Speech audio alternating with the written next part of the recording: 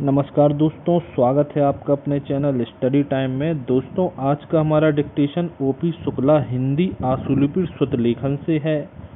Dictation 80 शब्द प्रति minute की गति से होगा। प्रश्न पत्र संख्या है 1977। स्टार्ट।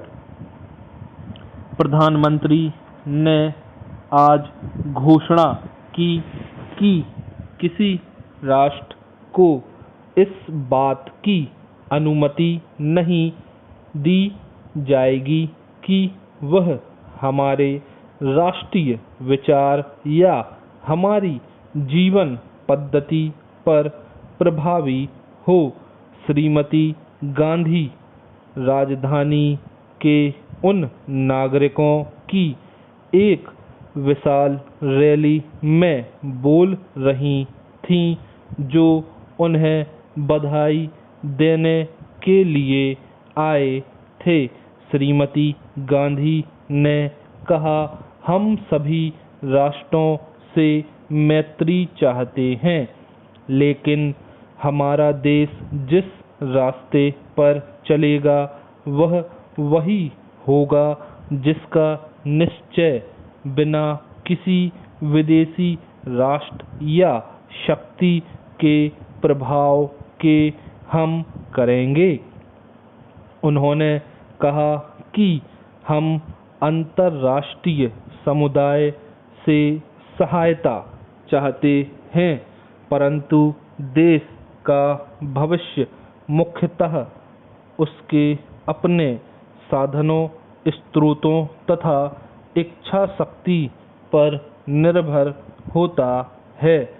श्रीमती गांधी ने आत्मनिर्भरता और सामाजिक बुराइयों के उन्मूलन की आवश्यकता पर बल देते हुए कहा कि लोगों को उन ताकतों से गुमराह नहीं होना चाहिए जो हमारे देश में हर नए विकास का विरोध करती है।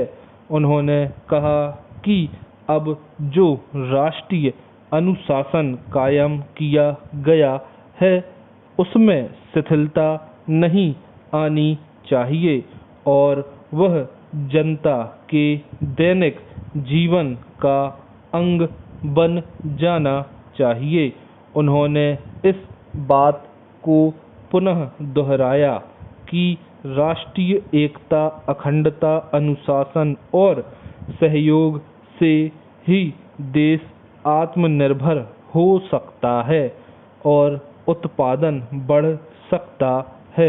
उन्होंने कहा कि समाजवादी समाज के राष्ट्र का निर्माण कार्य जिसमें हर अमीर गरीब, हर जाति के, हर धर्म के व्यक्ति को समान अवसर उपलब्ध हो, केवल रातों रात पूरा नहीं हो सकता।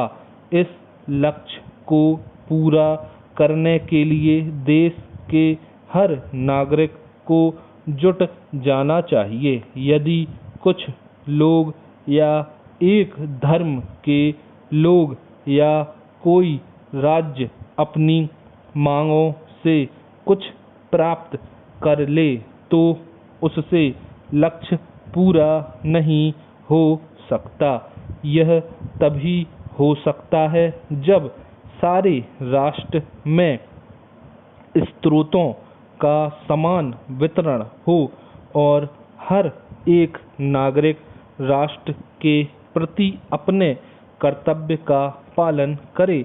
आपात स्थिति के कारण की चर्चा करते हुए श्रीमती गांधी ने कहा कि कुछ लोगों ने जिन्हें जनता का समर्थन प्राप्त नहीं था, बल्कि कुछ छात्रों, कुछ शहरी लोगों और कुछ बुद्धिजीवियों और समाचार पत्रों के एक वर्ग का समर्थन लेकर जनता के अभाव, महंगाई और बेरोजगारी से फैले असंतोष का लाभ उठाते हुए लोकतंत्रीय व्यवस्था को नष्ट करने का प्रयत्न कर रहे थे।